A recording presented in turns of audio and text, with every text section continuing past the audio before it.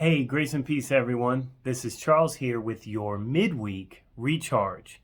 And this week, I want to talk about leaders needing to clean up misinformation.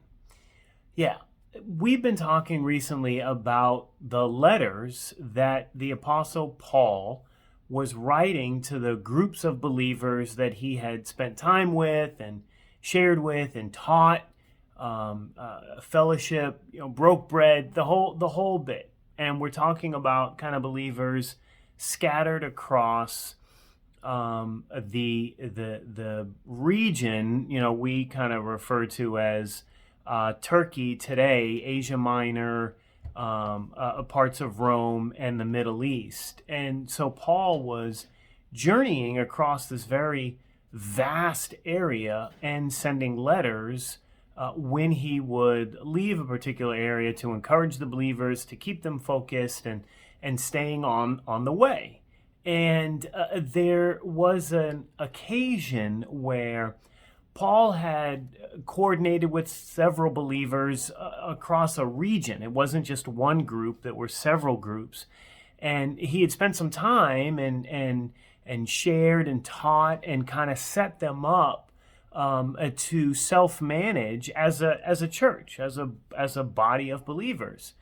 But it came to his attention that some other leaders came behind him and tried to unravel what he was teaching. In fact, they tried to make it more difficult for new believers to come in and share in the faith. They started to build these barriers, these obstacles to accessing the faith in Christ Jesus. And Paul was not going to stand for that.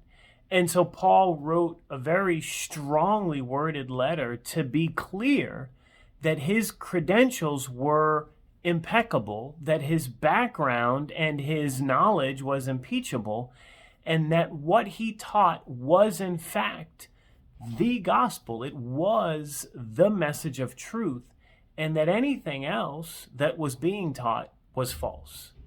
Now, this had to be difficult for the believers to kind of be caught in between these two disputing leadership entities, and yet Paul would not back down because he was convinced his way was the way. I want to encourage and challenge leaders this week to stand your ground on what you believe to be true, to be real.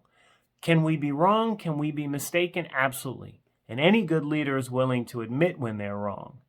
But as long as you are convicted and you're coming from a place of love and generosity, stand your ground. Let that be your recharge.